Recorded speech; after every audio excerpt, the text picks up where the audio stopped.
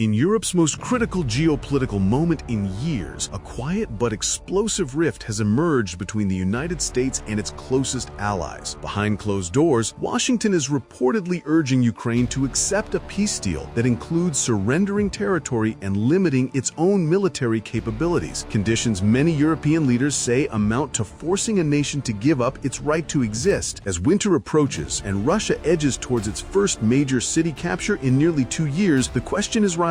Is this diplomacy or pressure for capitulation? Tonight, we break down the global stakes. The debate over Ukraine's future intensified this week after reports surfaced of a US-backed peace framework that would require Kyiv to hand over additional territory and reduce its military capabilities. According to individuals familiar with the discussions, Washington has privately signaled that President Zelensky should consider the proposal as a path to ending the war. These sources spoke anonymously due to the sensitivity of the negotiations. The timing is complicated for Ukraine. Its forces are currently struggling along the front line, while the government faces internal turmoil after parliament dismissed 2 cabinet ministers over a corruption scandal. Meanwhile, Russia continues its nightly bombardments, striking cities, crippling infrastructure, and causing significant civilian casualties. One recent attack on an apartment complex left dozens dead or missing, one of the deadliest incidents in months. In Brussels, European foreign ministers reacted cautiously but firmly. They avoided commenting directly on the unpublished U.S. plan, yet emphasized that no agreement should strip Ukraine of its ability to defend itself. Leaders from France, Poland, and the EU's Foreign Policy Office insisted that peace cannot come through forced concessions or imposed weakness. While Washington has not publicly addressed the reported plan, U.S. officials maintain they are exploring ideas to end the conflict. They argue that a lasting settlement will require difficult compromises from both sides. A high-ranking U.S. Army delegation visited Kyiv this week, meeting Ukraine's military chief, who stressed that protecting airspace, strengthening long-range strike capacity, and stabilizing the front line are essential to achieving any just peace. On the battlefield, Russia now occupies nearly 1/5 of Ukraine and claims it will not halt the war without further land gains and political guarantees. With Russian troops advancing slowly but steadily, the city of Pokrovsk appears close to falling, potentially Moscow's biggest victory since early 2024. Amid this pressure, Washington's broader policy has shifted under President Donald Trump, who has vowed to end the war quickly while also confronting Moscow economically. Sanctions on Russia's major oil firms are set to take effect as foreign buyers face a looming deadline. As Europe enters another harsh winter of conflict, the world watches to see whether diplomacy, battlefield realities, or political pressure will define Ukraine's next chapter.